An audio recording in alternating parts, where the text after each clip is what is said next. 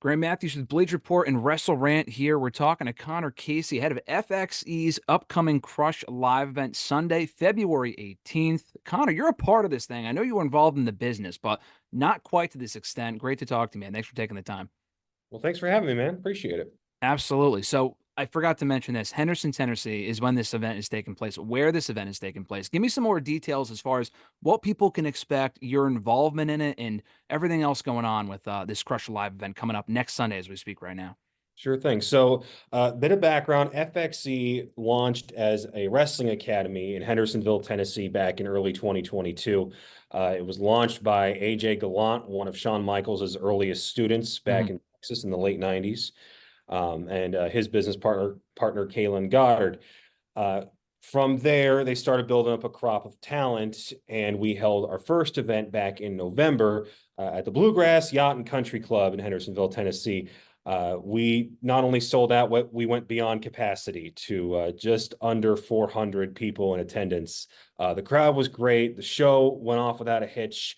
And we're back for this next show here on the 18th, same venue. And we've got another show booked March 17th. And then hopefully after that, you'll be seeing a lot more of us. So fingers crossed on that one. We're hoping to obviously draw a bigger crowd for this one. We've announced some matches already that we can get into. I myself am involved in the show in a certain capacity. Some of you may know me from my days with comicbook.com covering the wrestling industry. But thankfully now I'm getting to jump headfirst into it as an actual participant. So it's been a lot of fun so far, and I'm really hyped to see what we can pull out of this one. I mean, how surreal is it for you to be on the other side of it now, as far as being on the inside of the ring? I mean, not wrestling per se, at least not quite yet. Being a manager, though, is still pretty much involved in it, as we were talking about before we hit record here. But how surreal is it for you? And I mean, I know it's it's a cliche question, but do you gain a newfound respect for the people doing this after doing it yourself now? So I think any wrestling fan daydreams about they themselves getting in the ring and living out the fantasies that they see on television. I feel like we all do that at Of some course. point, regardless of age. And so it was always in my mind that maybe I could try this.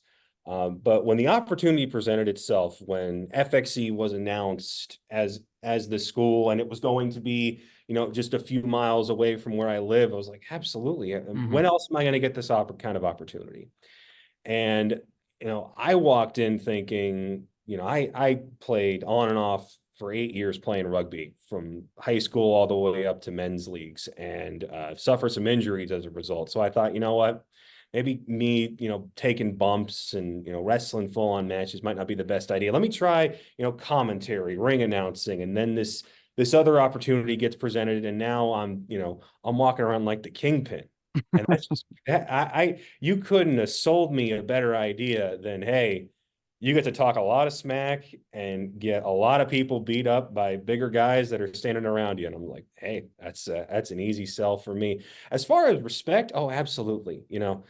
When you start learning the ins and outs of matches, how things are constructed, how different moves are executed, and even just the simple things about bumping, about the Hmm. right way to bump, take a front bump, a back bump, how to get tossed out of the ring correctly. That's, you see that all the time on Raw or SmackDown or Dynamite. You see guys hopping in and out of the ring with the greatest of ease, but if you don't know what you're doing, you're smacking your head on something pretty hard, and it's Yeah. not fun. Yeah.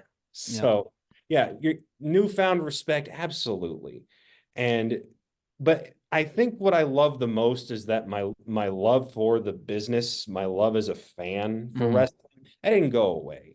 It changed a little bit. I can appreciate certain things, and I'll notice when certain mistakes are made elsewhere, but at the end of it all, I'm still a fan. Hmm. And the term mark gets thrown around a lot in the industry. People love to throw it on fans who criticize, and at the end of the day, we're all marks. The biggest marks are the ones that saw wrestling and said, I want to do that.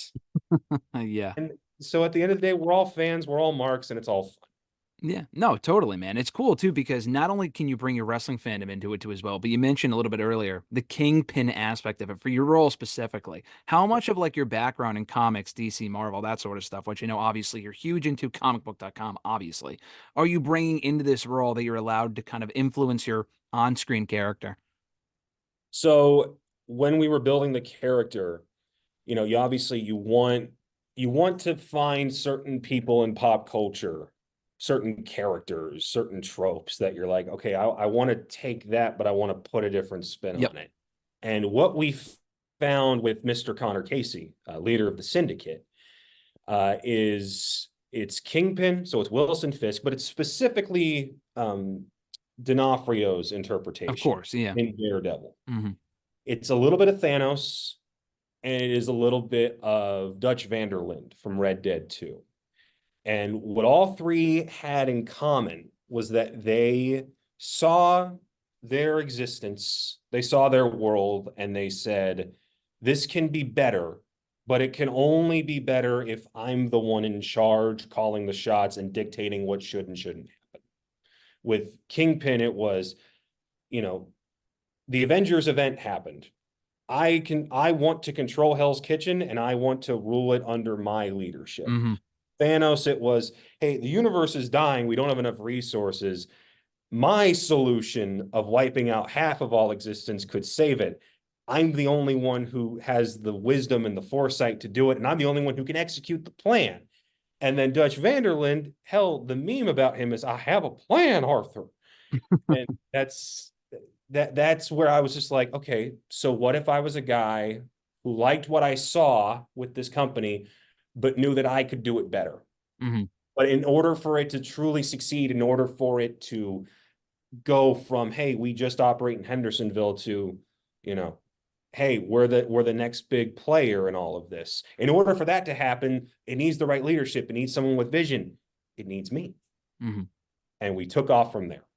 And I especially appreciate the Kingpin aspect of the character because I know the show's 10 years old. I just got done watching season 2 of Daredevil. oh, You know, you're still in line for the best one. yeah, yeah. Oh, okay. Yeah, Season 3? season 3. Wow. You would I will think it would stand die on. down by that point, but I guess not. No. See, season 1's great. Season 2 is flawed, but the Punisher stuff was I great. know the Punisher stuff is great. Yeah. Season 3, they course corrected, went right back to Kingpin. Okay. Well, I still have to watch. I haven't watched Punisher show, obviously, and the other Defender shows, which I obviously they tie in together. So, I mean, Yeah. that's going to take some time to get through. But I am looking forward to season 3. And You, obviously, Echo just came out, too. you can skip Iron Fist. That's what I've been told. That's what I've been told. So I'll skip that one. But, Echo just came out too. So he was in that and they set up a bigger role for him there. So I can appreciate the references and the similarities between the two. But you mentioned you're the manager of the syndicate. And even before you mentioned that, when I saw the press release that you sent me, and you were obviously on the poster and you said you were involved in stuff, I knew that you were a heel, whether it be as a wrestler or as a manager. Because at the event in the show, you're Mr. Connor Casey. Anyone who puts Mr. there, they're an asshole. And I'm like, this guy's got to be a heel on the show, which is the exact opposite of what I've seen from you. So it's so funny. But we'll get into that in a second. But talk about the syndicate as far as what that is, who's involved, and how that kind of came to be. So basically, the syndicate is, if my vision for what FXE should be needs to be executed, I need the right people around. Mm-hmm. And I thought, what if each person I had in it were people that when my FXE is under operation, they're the stars. They're the kind of talent I would look for. So the first guy wound up being a guy named Ray Bruce, who is 6 foot, I want to say 6'4", 280, just an absolute powerhouse, unstoppable force. And if you look at all great promotions, they need not only their physical specimens, but their unstoppable juggernauts. Mm-hmm. And he was the obvious pick for that. And then the second guy is a guy named Brock O'Grady, who came to us from the Nightmare Factory, actually, and since trained and I believe he is fully graduated from the FXE Academy at this point. But he was the other pick because he's got that unquestionable it factor. If you see him on the poster, the immediate comparison everyone draws to is Trevor Lawrence. And that's Hollywood looks. That's, you're flipping through the channels and you stop and you see him and you go, wait, who is this? What is this? Mm-hmm. And that pulls you in. And he's got athletic ability that's unmatched. He's got a personality for days. And the ladies love him, and the guys really want to kick his ass. So I was just like, you're my guy. Yeah. So it's the three of us right now. I'm always looking for new members, and I'm sure there will be. But that was the general idea for, if I'm going to enforce this, if I'm going to seize power, I got to have the right people behind me. And I think I've picked the right ones so far. We scored our first win during the debut. Bruce then made his debut to follow up with that. And one of the matches for this show has already been announced, because I am taking Brock O'Grady and I am putting him up against the Hendersonville hometown hero, Colby Carter. And I'm going to prove to Colby that even though the fans love him, and even though he has found some success already, he's not ready to be the face of my FXE, but Brock is. And he's got to face that reality. What's the greater goal of the syndicate and everyone else involved going forward? I mean, just is it just hostile takeover, or are there some greater goals that you maybe just can't elaborate on yet, Connor? It doesn't have to be hostile. It just has to be, I keep saying it over and over. For FXE to succeed, I need to be in charge. Mm-hmm. And when that happens, the company is going to see growth like never before. Until that point, there's going to be some conflict. There's going to be some violence. There's going to be some disagreements. And so far, the people that have tried to stop me from getting to that point, it hasn't gone well for them.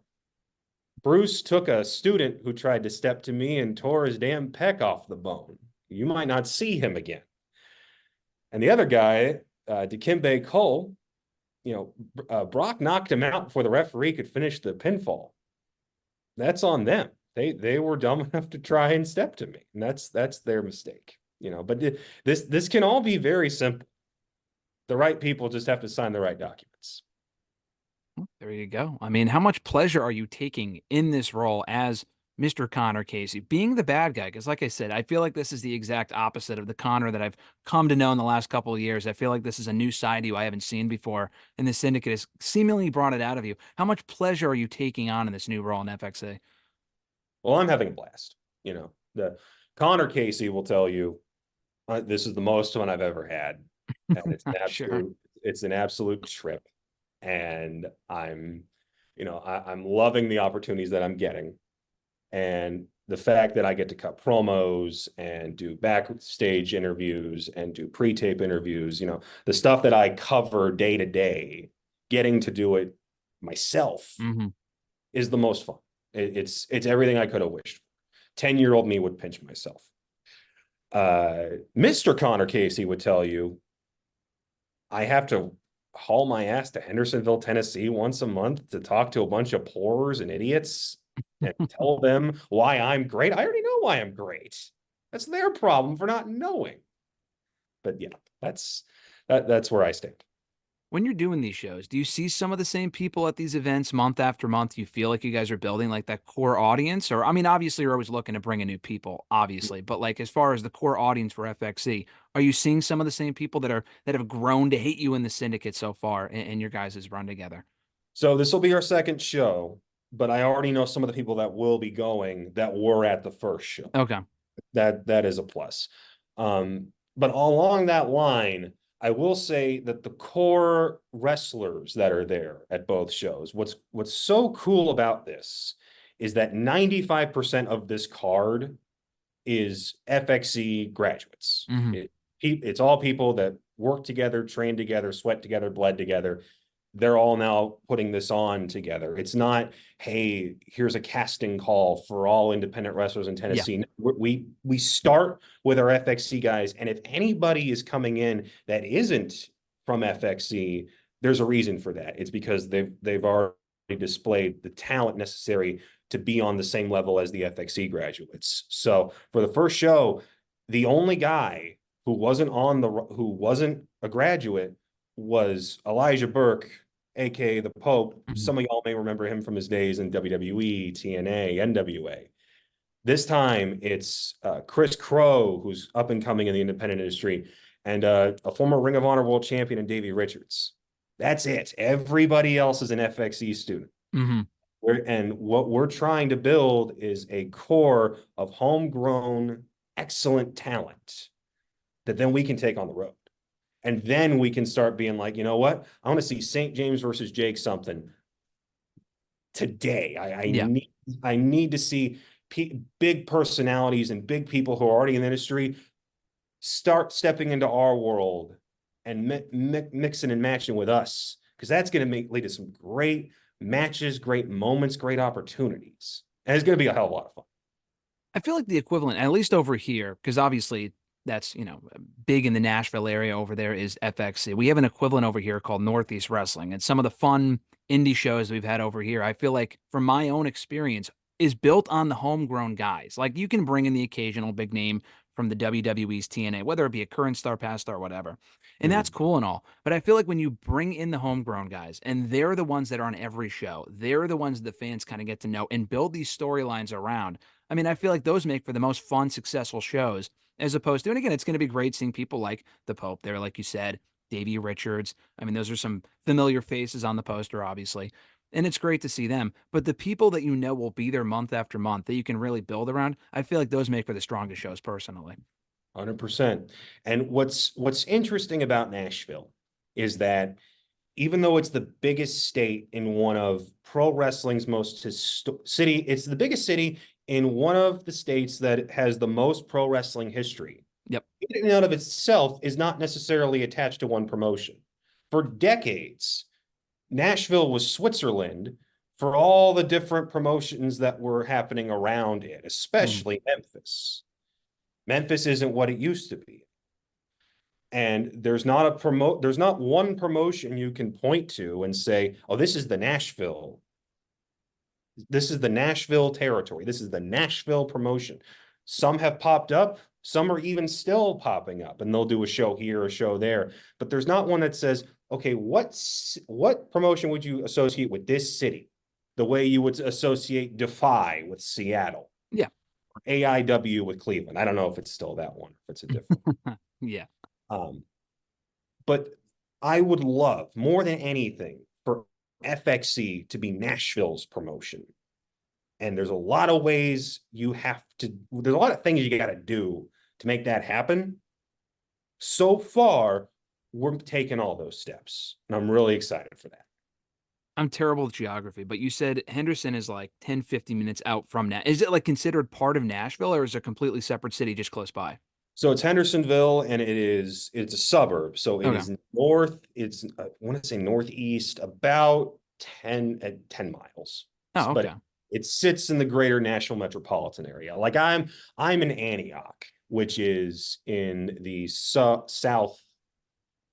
that southeastern part.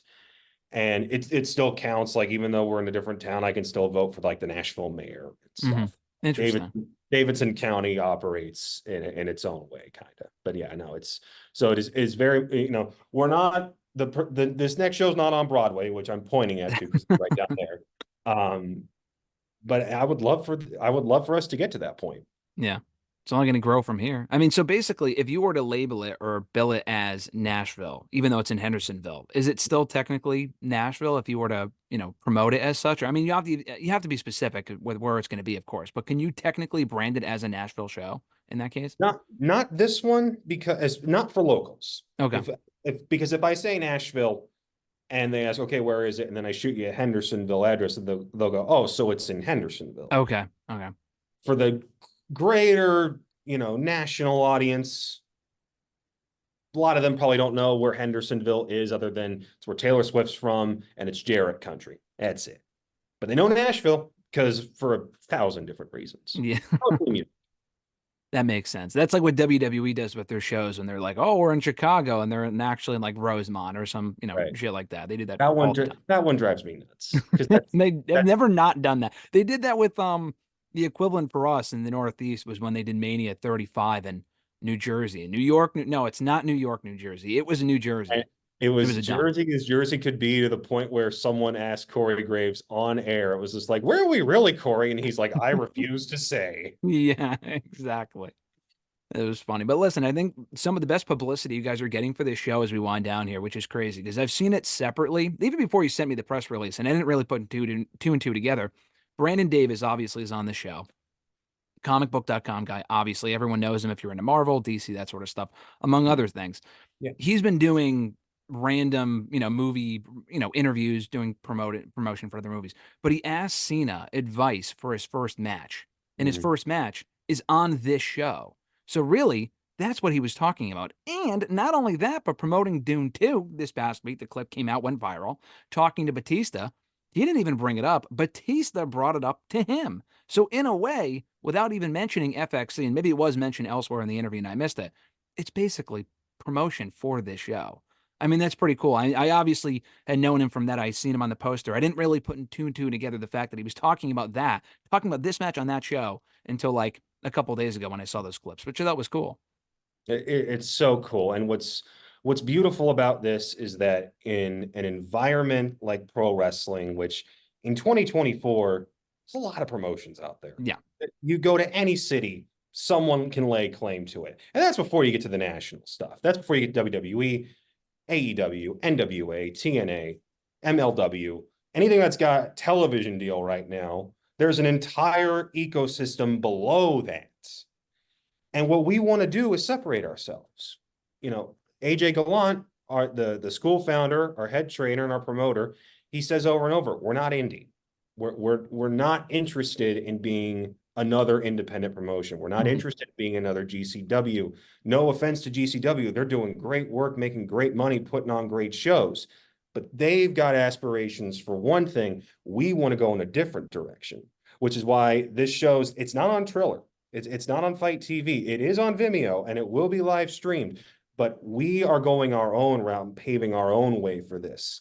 And I think what is beautiful is that so far people are paying attention, whether it's here in town, because I'm trying to get the word out. I'm going to Mhm. reporters for like the Tennessean, and they go, "Oh yeah, we've heard of you guys," and Oh, that's cool. I'm working on, I'm pitching ideas to get stories about you in the paper. I'm just like, I didn't even have to do that. That's You already awesome. knew. Perfect. Yeah. And for John Cena and Batista, two guys I grew up with, two guys everybody in our locker room grew up with. For them to know, that's incredible. And that shows we are so much more than your run-of-the-mill independent wrestling show. We are trying to be something more. And this is the start. So for those watching this and you want to see the show and you don't live in the Nashville area, I got good news. We'll be live streaming this one, so you'll be able to follow along. And when you see what we've got and you see the presentation, I think you're going to stick around.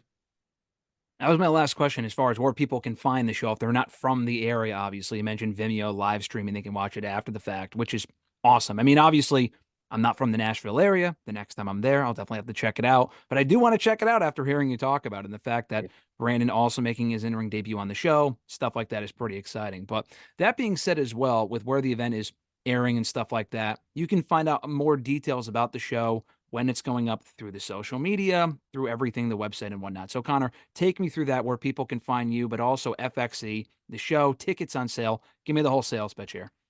So you can find me at Connor Casey CBS on Twitter, and I believe that my Instagram handle finally changed, so I'm there too. You can also watch me live on Fridays over on Comic Book Nation. While I am now with CBS Sports, I still am one of the co-hosts on that show where we film from beautiful downtown Nashville. The studio is right over there.